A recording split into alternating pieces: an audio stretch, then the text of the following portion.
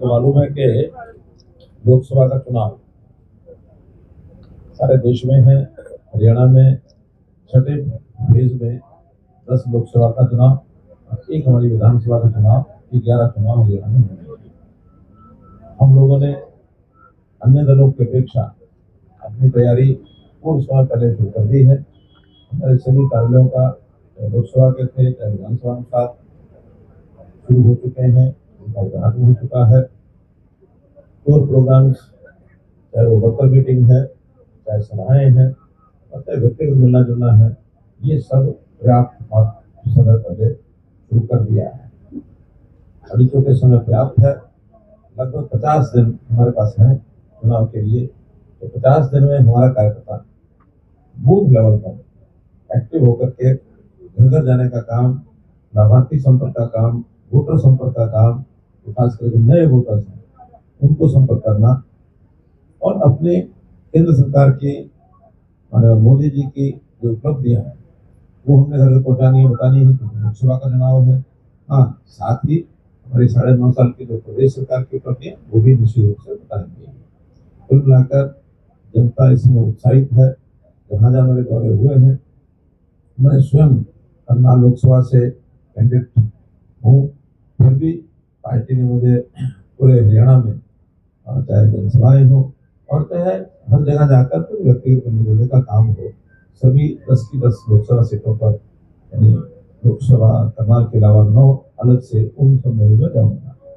अभी मैं फरीदाबाद, गुरुग्राम, हिसार और चौथी आज है सिरसा, इन सब लोकसभा में जाते हुए फिर आगे शेष जो बचे हैं, चाहे अम्बाला है, कुरुक्षेत्र है, सोनीपत है, रोहतक है, भिवानी है, इन सब में भी एक दिन के लिए जाना होगा।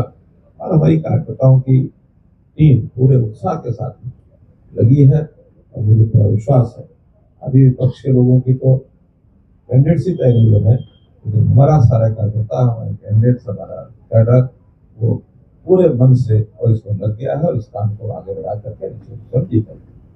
जिन जिन लोकसभा क्षेत्रों में आप गए हैं वहाँ का क्या माहौल लग रहा है आपको? मैं बता जहाँ नहीं गया हूँ वहाँ की रिपोर्ट तो मेरे पास आई जाती है, ऐसा नहीं आती है।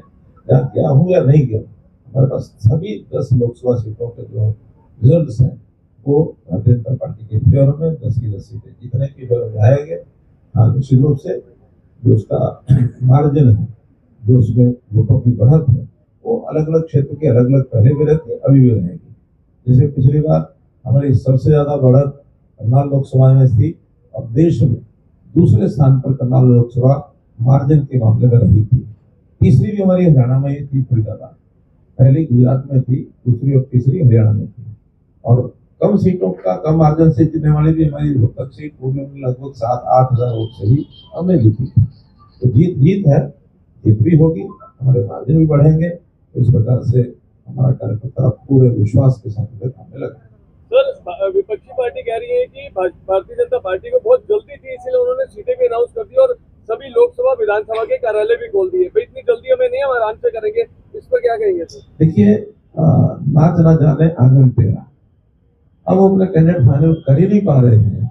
उनके यहाँ जिस प्रकार से अब मैं हल्के शब्द तो नहीं बोलता, लेकिन जिस प्रकार से अंतर्द्वंद उनके घर में रहता है, वो अपनी सीटों के बारे में फैसला कर नहीं सकते हैं। वरना चुनाव आयोग तो जिस दिन भी करता, हमने तो इससे पहले भी और विधानसभा में भी कई जगह, छत्तीसगढ़ जैसे हमारे पास है, तो छत्तीसगढ़ विधानसभा के कैंडिडेट्स का हमने 3-3 महीने, अभी चुनाव आयोग ने चुनाव घोषणा भी नहीं की थी, उन्होंने 3 महीने डिक्लेयर कर दिए थे। उनको डर लगता है कि एक को अगर करेंगे तो दूसरा जो है वो टांग खिंचाई करेगा, दूसरा विरोध करेगा, उनके लोग बटेंगे। क्योंकि जितना अंतर विरोध कांग्रेस में खास करके देखने को मिल रहा है, भारतीय जनता पार्टी को टच भी नहीं कर सकता। वहां तो एक मुख्य धारा में है और एक एसकेआर की धारा में है, कोई तीसरी धाराएं भी बनी हुई है। तो हमारे यहाँ अनुशासित पार्टी को बनाते हैं, जब भी करेंगे और जितना समय ज्यादा काम करने को मिलेगा उतना ही लाभ होगा। अब वो नहीं कर पा रहे तो नहीं कर पा रहे हैं, और न करने के कारण से केवल वो अपने ही घर में कुछ कर रहे हैं ऐसा नहीं है, वो दुनिया भर की अनाप शनाप बातों की अफवाह भी फैला रहे हैं। और वो अपनी चिंता करें चलो ठीक, उनको हमारी भी चिंता हो रही है। और अनाप शनाप अफवाह क्या फैलाते हैं कि भारतीय जनता पार्टी तो 4 लोकसभा सीटों पर कैंडिडेट बदलेगी। ये भारतीय जनता पार्टी है। भारतीय जनता पार्टी एक बार जो निर्णय लेती है निर्णय फाइनल है, और हम बहुत कुछ सोच समझ के निर्णय लेते हैं, प्रयास समय पहले लेते हैं। हमारे किसी को कोई दुविधा नहीं है। जो हमारे कैंडिडेट हैं 1 से 10 सबके सब वही कैंडिडेट पूरे जोबन से लगे हुए हैं, पूरे परिश्रम से लगे हुए हैं, पूरा काम कर रहे हैं। हमारे विधानसभाओं के कार्यालय खुल गए हैं, सभाएं हो रही हैं। इस समय तक लगभग 40 विधानसभाओं के कार्यक्रम तय हो गए हैं, जो आने वाले 15-16 अप्रैल तक कंप्लीट हो जाएंगे। बीच में क्योंकि फसल का कटाई का सीजन आता है, हो सकता है 15 अप्रैल से लेकर 25 अप्रैल तक जो हमारी ग्रामीण क्षेत्र की सभाएं होगी वो शायद कम हो पाएंगी। शहरी विधानसभाएं उस समय हमारी होंगी, क्योंकि जहाँ कटाई का सीजन का असर नहीं है वहाँ सभाएं कर सकते हैं शाम के समय, रात के समय। 25 अप्रैल के बाद बाकी बची जनसभाएं वो सब की सब संभवतः नामांकन के समय तक हम सारी पूरी कर लेंगे। 6 मई नामांकन का अंतिम दिन है, और शायद 9 या 10 को विड्रॉल का अंतिम तिथि है। उसके बाद लगातार 14 दिन प्रचार अभियान है, डोर टू डोर प्रचार अभियान करेंगे। हमारे हर समाज में लोग जाएंगे, हर इलाके में जाएंगे, बूथ लेवल तक जाएंगे। न केवल बूथ लेवल तक, बल्कि हमने हर बूथ को उसके भी जितने वोटर लिस्ट के पन्ने होते हैं उतने भागों में बांटा हुआ है। एक पन्ने में 60 वोट लिखे होते हैं। 60 वोटों को संभालने वाला एक हमारा कार्यकर्ता होगा। हमारी एक माइक्रो मैनेजमेंट, एक साइंटिफिक तरीके से चुनाव लड़ते हैं, और इसी कारण से देश में आगे बढ़ रहे हैं। आज देश की चुनाव वाले चाहे स्टेट्स हो चाहे अन्य हो, पूरे देश में सबसे ज्यादा राज्यों में शासन भारतीय जनता पार्टी का है, सबसे ज्यादा विधायकों की संख्या भारतीय जनता पार्टी की है, सबसे ज्यादा सांसदों की भारतीय जनता पार्टी की है। और जिस मेहनत से हमारा नेतृत्व, हमारे नेता, हमारी नियत, हमारी नीति, इनके साथ सब चल रहे हैं, लगातार हम इस अपने प्रथम स्थान को बनाए रखेंगे, ऐसा मेरा विश्वास है। सर, भाजपा उम्मीदवारों का गांवों में विरोध हो रहा है। बड़ी मतलब काफी जितनी राजनीतिक पार्टियां उनकी निगाह सिरसा में है। क्या लगता है सर, भारतीय जनता पार्टी के लिए कोई चुनौती यहाँ पर कुछ लगे? कोई चुनौती नहीं है। निगाह तो सबकी सब पर रहती है, और केवल बाकियों की रहती है, हमारी भी निगाह रहती है। उनकी सब सीटों पर हमारी भी निगाह रहती है। चुनाव है, इसलिए सबकी निगाह सब पर रहनी भी चाहिए, क्योंकि चुनाव में एक बहुत बड़ा मंथन होता है। देश भर में लगभग 70-75-80 करोड़ मतदाता ऐसे हैं जो मतदान का उपयोग करेंगे। हरियाणा में भी 2,82,00,000 में से लगभग 2 करोड़ के आसपास, 1,95,00,000 समथिंग इतने वोटर्स हैं। तो इन वोटर्स को हर कोई चाहेगा कि हमको ज्यादा मिले, तो दूसरों पर भी ध्यान रखेंगे, अपने पर भी ध्यान रखेंगे। लेकिन विश्वास ये है कि जनमत आज मोदी जी के साथ खड़ा है, जनमत भारतीय जनता पार्टी के साथ खड़ा है, इसलिए उस जनमत को भी हम निश्चित दिन वोटर मशीन तक आकर के भारतीय जनता पार्टी के पक्ष में मतदान करें। इसमें 2 जीत का हम लोग ध्यान कर रहे हैं। एक जीत होती है लोकतंत्र की जीत, एक होती है पार्टी की जीत। लोकतंत्र की जीत ये होती है कि कितना ज्यादा मतदान हुआ, ये लोकतंत्र की जीत है। हम चाहेंगे कि देश में 90-95% लोग मतदान करें, क्योंकि पिछली बार तो लगभग 70-72 रह गया था। हम और बढ़ाएंगे, हमारा हर कार्यकर्ता लगा है कि मतदान अवश्य करिए। दूसरा हम पार्टी की जीत, कि जो मतदान हो उसमें से ज्यादा मतदान भारतीय जनता पार्टी के खाते में जाए, वो होगी पार्टी की जीत। दोनों जीत को सामने रखकर काम करना। जेजेपी का आरोप है कि बीजेपी ने गठबंधन इसलिए तोड़ा कि क्योंकि रोहतक से जेजेपी को फंसाना चाहती थी। देखिए, जेजेपी के साथ हमारा ना तो पहले गठबंधन रहा है, मैं पार्टियों गठबंधन की बात कर रहा हूँ, और ना आज गठबंधन रहा है। हमारा गठबंधन पार्टियों का भी हुआ ही नहीं है। हाँ, सरकार में उनकी भी आवश्यकता थी, हमारी भी आवश्यकता थी, हमने मिलकर के सरकार चलाई। सरकार का सहयोग उन्होंने किया, हमने मिलकर के सरकार चलाई, कोई दो मत नहीं। और आज अलग हुए तो सरकार से अलग हुए हैं। तो ये पार्टियों के गठबंधन का बनने का, तोड़ने का तो पहले भी विषय नहीं था, आज भी। कल दिग्विजय चौटाला का बयान आया है कि 1 या 2 ग्रामीण शहरी सीटें ही जीत पाएंगी बीजेपी। मैं तो कहता हूँ कि हर विपक्ष का दल जो क्लेम करे सो करे, ये उनके हाथ में नहीं है, हमारे हाथ में नहीं है, ये जनता के हाथ में। कितनी सीटें जितानी है जनता ने, उसमें वो भी कुछ नहीं कर सकते। हम अपनी मेहनत के आधार पर आशा कर सकते हैं कि जनता हमको 10 की 10 सीटें जिताएगी। सर, कई जगह पर किसानों ने भाजपा का विरोध किया, इस पर आप क्या कहेंगे? कहीं नहीं किया भाजपा के अभी तक। हाँ, इक्का दुक्का विरोध मैंने दूसरे दलों के नेताओं का देखा है, जो नहीं होना चाहिए, क्योंकि लोकतंत्र की एक आवश्यकता होती है कि हर किसी को अपनी बात कहने का अधिकार है, दूसरे की बात में विरोध नहीं करना चाहिए। ये लोकतंत्र का एक मूल मंत्र है। अगर इसमें एक सीमा से आगे कोई बढ़ेगा तो जिम्मेवारी चुनाव आयोग की है। चुनाव आयोग कभी भी इस प्रकार के विरोध को न होने दे। तो आज सारी मशीनरी चुनाव आयोग के साथ चल रही है, तो मैं आशा करता हूँ कि अगर सीमा से आगे कोई बढ़ेगा तो चुनाव आयोग जरूर एक्शन लेगा। किसानों का आरोप है सरकार बयान आया या आपके शासनकाल का कौन सा ऐसा काम है जिसमें भाजपा को लोग वोट दे रहे हैं? देखिए, आपने जिस ढंग से प्रश्न किया है, इसका उत्तर तो मैं देते देते अगर शुरू करूं तो शाम हो जाएगी। हमने कौन सा काम ऐसा है जनता हित में जो नहीं किया। जनता हित में सब काम किए हैं। हाँ, कुछ काम पूर्ण हो गए हैं, कुछ काम हमारे चल रहे हैं, और उन कामों के नाते से जनता इतनी प्रसन्न है। हमारा पारदर्शिता का शासन, हमारा बिना किसी भेदभाव के, बिना पर्ची खर्ची के घर बैठे लोगों को लाभ मिले, चाहे वो पेंशन की बात हो, चाहे किसी प्रकार के सर्टिफिकेट की बात हो। आज अकाउंटेबिलिटी हो गई है, ऑफिसर की अकाउंटेबिलिटी है। जनता को नेताओं के पीछे नहीं दौड़ना पड़ता है, जनता के घर बैठे काम होता है। एक समय वो था जब 4th फ्लोर के ऊपर भीड़ लगती थी, और भीड़ एम्प्लॉइज की भी बहुत लगती थी, जनता की तो लगती थी। एक समय आया, सन 1968 की बात बता रहा हूँ, कि मुख्यमंत्री थे उस समय गौरी बंसीलाल, अपने ऑफिस में जा रहे थे, उनको ऑफिस के अंदर घुसने का रास्ता नहीं मिला, क्योंकि 4th फ्लोर पर अध्यापकों की भीड़ थी। उनको थोड़ा तेज तेवर के आदमी थे, तो उन्होंने फटाफट पता कराया कि आज सेक्टर में कौन कौन आया है, जितने अध्यापक आए हैं उन सबको शाम तक सस्पेंड कर दो। ये उस समय की बात कर रहा हूँ। वही अध्यापक हमको भी उस समय जब 76 से 96, 97, 98 में जो हमारा शासन था, वो भी बंसीलाल जी के साथ ही था। उस घटना को ध्यान करा करके मैंने जो साहब को कहा, जो साहब एक पॉलिसी बना देते हैं, ये ट्रांसफर लेके रोज क्यों आते हैं। वो विवाद हुए बड़े, कुछ लोग कहने लगे हाँ, कुछ लोग ना, लेकिन लागू नहीं हो पाए। बाद में ये सुझाव मैंने हिमाचल में भी दिया जब हमारी सरकार थी, वहां भी कुछ नेता ऐसे होते हैं, नहीं ये अगर करते हैं तो हमारे पास कौन आएगा। कुछ नेता ऐसे होते कि नहीं इनका काम घर बैठे आए तो क्या जरूरत आने की। मैं उनमें से एक था। उन्होंने कहा नहीं, घर बैठने के काम होने चाहिए।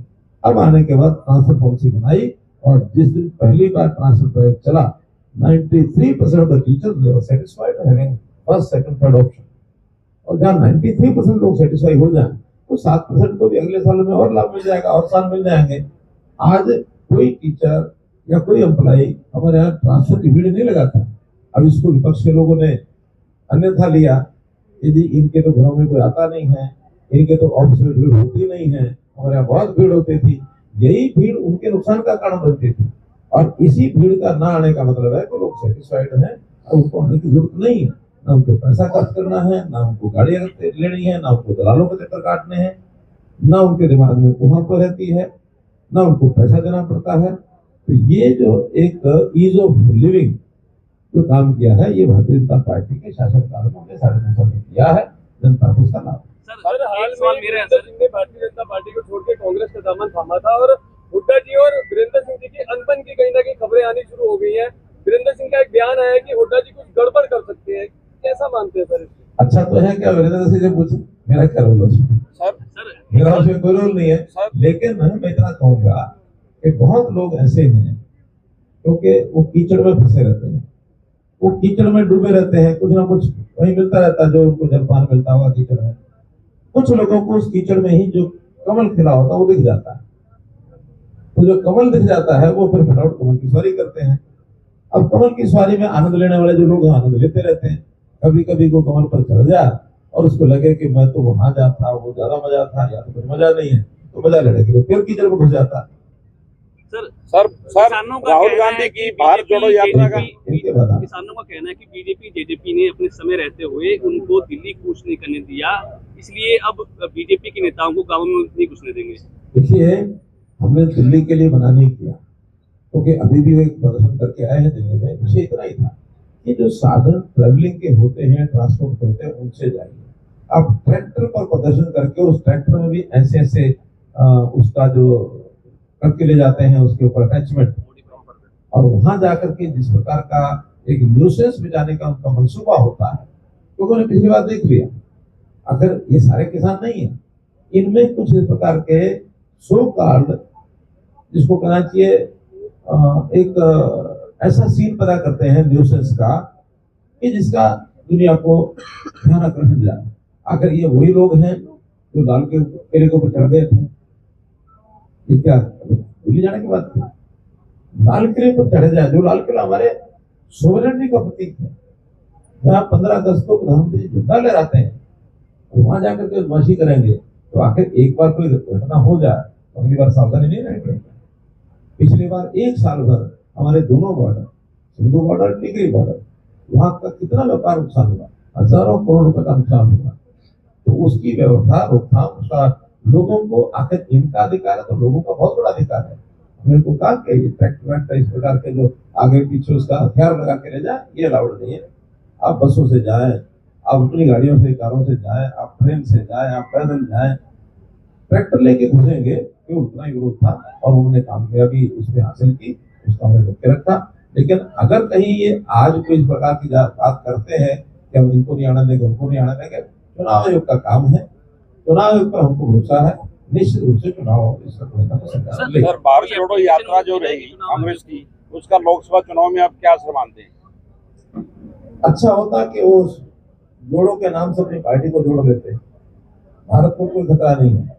जिस भारत को कश्मीर को तोड़ने के लिए हथियार के रूप में 370 को बना के रखा था, जिसका डर लगा रहता था कि कश्मीर में टूट ना जाए, उस कश्मीर को बचाए रखने के लिए हमारे नेताओं ने क्या किया? 370 को ऐसे उड़ाया जैसे मतलब में से बाल निकाल के था। कुछ हुआ? आज उस भारत को जोड़ने के लिए मैं 370 हटाई। तो इस प्रकार के काम तो प्रैक्टिकल किए जाते हैं, शोर नहीं मचाया जाता है। इन्होंने तो देश को तोड़ने के लिए, इनके बड़े नेता ने एक बार लेह लद्दाख के बारे में एक विषय पार्लियामेंट में उठा, या जो चाइना के साथ लगता हुआ जो पहाड़ी एरिया, जो बिल्कुल बंजर एरिया है, वहां जब चीनी सेनाएं ऊपर चढ़ गई, चिंता व्यक्त की गई, तो उस बड़े नेता ने कहा कि वहां जमीन पर घास का तिनका तो उगता नहीं, आगे तो क्या फर्क पड़ता है। तो वही एक मिट्टी टाइप के हमारे कोई सांसद थे, जो हमने सुना है, कितना सच्चा कितना नहीं, लेकिन बात जो सुनी है मुझे लगता है वो ठीक ही होगी। तो उन्होंने उस नेता को कहा, थोड़ा बुजुर्ग थे वो नेता, कि आपके ये डांट पर एक भी बाल नहीं है, तो इस डांट को भी दे देते चाइना को। डांट समझते हैं ना, इस पर भी बाल नहीं है कोई, इसको दे दो चाइना को। जमीन जमीन है तो देश की है, मातृभूमि जिसको हम कहते हैं, हमारे देश का जो भूमि का टुकड़ा है वो जान से भी प्यारा है, उसको बचाना, सुरक्षा करना, ये हमारा काम है। तो देश को सुरक्षित रखने का काम जितना सुनिश्चित ढंग से नरेंद्र मोदी जी के नेतृत्व में हुआ है, शायद ही कभी इतना सुरक्षित देश के लोगों ने अपने आप को महसूस किया होगा। आज दुनिया भर का जो आतंकवाद, दुनिया भर का नक्सलवाद, वो देश में रुका है, थमा है। नहीं तो वो समय था कश्मीर में हम में से जाने वाले लोग डरते थे। मैं तो उन दिनों में स्वयं होके आया हूँ, मेरी चुनाव ड्यूटी थी, शाम को 4 बजे के बाद वहां बाहर यानी एक अघोषित कर्फ्यू लगता था, तो आदमी निकल नहीं सकता था।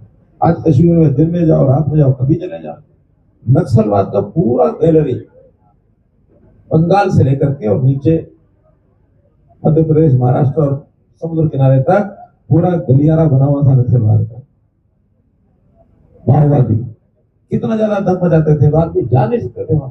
मैं बस्तर में रह के आया हूँ कोई 4 महीने चुनाव ड्यूटी पर, और मेरे साथ सिक्योरिटी पूरी थी, सब सावधानी बरतने के लिए कहते थे, फिर भी एक घटना ऐसी हुई, बाल बाल बचे, लेकिन हम लोग जा नहीं सकते थे। आज सब नक्सलवादी आज सरेंडर कर गए हैं कि नहीं, अब शासन ऐसा है जिसमें हमें कोई आपत्ति नहीं, कोई दिक्कत नहीं। गरीब आदमी की सेवा करना, गरीब आदमी के लिए कुछ करना, अच्छा कुछ ऐसी मानसिकता उस समय उनकी क्यों बनती है देश में उपद्रव करने की, कि शासन उसको ध्यान नहीं देता। अगर ये जो भिंड मुरैना जनता की चहेती बन गई, वहां की एक डकैत, क्या नाम था, पूनम देवी डकैत थी, लेकिन इसके लिए काम करती थी। वो वहां जनता की, गरीब जनता को सरकार का लाभ नहीं मिलता, उसके लिए काम करती थी, और वही खड़ी हो गई तो मेंबर पार्लियामेंट बन गई। 5 साल मेंबर पार्लियामेंट रही ना पूनम देवी। बाद में पता लगा कि सरकारी सुविधाओं का न होना ये बहुत बड़ा एक कारण बनता है जनता के असंतोष का। वो सब पहचान करके मोदी जी ने 10 साल में सब चीजों को ठीक किया। नॉर्थ ईस्ट लगता था कि पता नहीं देश का रहेगा कि नहीं रहेगा। आज भारतीय जनता पार्टी की नीतियों के अनुसार सभी सातों छोटे बड़े प्रांत जो नॉर्थ ईस्ट में है, कई जगह सरकारें बन गई है, कई जगह हमारे विधायक बन गए हैं, अपोजिशन का रोल कर रहे हैं, लेकिन आज कोई विरोध भारतीय जनता पार्टी वहां नहीं। सर अनिल विज जी की नाराजगी कैसे दूर होगी? अनिल विज जी की नाराजगी अभी कोई तक नाराज नहीं है, हमारे अच्छे और संबंध हैं। अभी भी होली के दिन हमारा उनका मिलना भी हुआ है और उन्होंने कहा कि ठीक है, मेरी जो भी स्थिति है मैं मंत्री की बजाय विधायक रह करके अपने यहाँ की जनता की सेवा करूंगा। अभी 2 विधानसभा की जो कमेटियां उसमें वो मेंबर भी बने, तो आप पूरा भाग भी लेते हैं। सब अच्छा हमारा मिलना जुलना है और उन्होंने स्वयं कहा कि मैं आपकी लोकसभा में, मुझे कहा कि करनाल लोकसभा में मैं जरूर आऊंगा और बाकी भी जो बुलाएंगे वो आएंगे, कोई ऐसी समस्या नहीं कोई। और जो अम्बाला लोकसभा उसमें तो घूम ही रहा है।